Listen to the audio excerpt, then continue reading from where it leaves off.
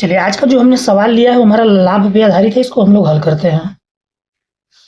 किस पे आधारित है? लाभ पर आधारित सवाल। यहाँ पे क्या सवाल है? कह रहा है कि राधे ने 8,000 की एक बकरी खरीदी। कुछ दिनों बाद उसने अपनी बकरी 12,000 में बेच दी।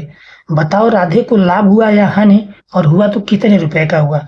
तो कोई भी लाभ हानि पे आधारित सवाल आएगा तो उसमें आपको 4 चीज ही समझना है कि लाभ, हानि, क्रय मूल्य और विक्रय मूल्य। खरीदा गया मूल्य, बेचा गया मूल्य और लाभ और हानि हो रहा है कि नहीं हो रहा है। ठीक है, उस हिसाब से हम फार्मूला बताएंगे। चलिए, तो कह रहा है कि राधे ने 8,000 रुपए की एक बकरी खरीदी। खरीदा गया मतलब क्रय किया गया। तो सवाल में हमको क्या मिला? जो मिला उसको हम लोग नोट करेंगे। क्रय मूल्य, क्रय मूल्य कितना? 8,000। ठीक, 8,000 का खरीदा उसने। कह रहा कुछ दिनों के बाद उसने अपनी बकरी 12,000 में बेच दी। बेच दी मतलब कौन सा मूल्य है? विक्रय मूल्य है। विक्रय मूल्य कितना? 12,000 रुपया। अब पूछ रहा है उसने कि बताओ राधे को लाभ हुआ या फिर हानि हुआ। दिमाग छोटा सा लगाइएगा। जब उसने 8,000 का खरीदा और 12,000 का बेच दिया तो जाहिर सी बात उसे प्रॉफिट मिला, क्योंकि 8,000 के बेचा तो 12,000 का 8,000 का खरीदा और 12,000 का बेच दिया तो उसको लाभ हुआ। तो हुआ तो कितने का हुआ? तो लाभ जब हमको पता है कि लाभ हो रहा है तो हम यहाँ पर फार्मूला लगाएंगे किसका? लाभ का। तो लाभ बराबर फार्मूला क्या होता है? विक्रय मूल्य माइनस क्रय मूल्य।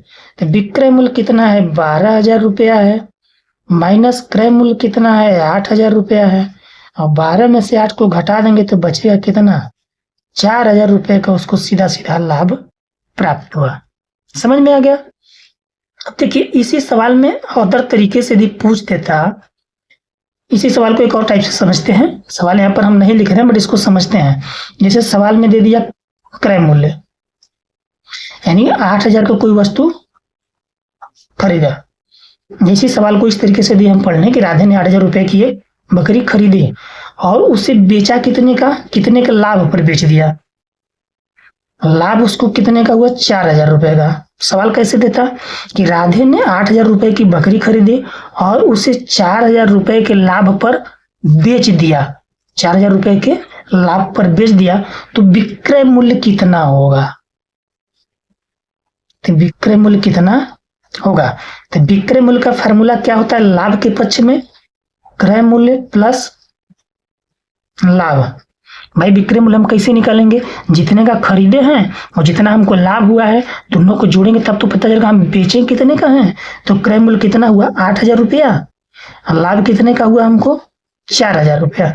दोनों को जोड़ देंगे तो विक्रय मूल्य कितना आएगा? 12,000 रुपया। तो सवाल किसी तरीके से आपको घुमा के पूछेगा और देगा उसमें 3 चीज, क्रय मूल्य, विक्रय मूल्य, लाभ, या फिर क्रय मूल्य, विक्रय मूल्य, हानि वाले सवाल में हानि देगा। 3 में से आपको 2 चीज पहचानना है और तीसरा निकालना है। समझ में आ गया? मिलते हैं नेक्स्ट वीडियो में नेक्स्ट सवाल को लेकर।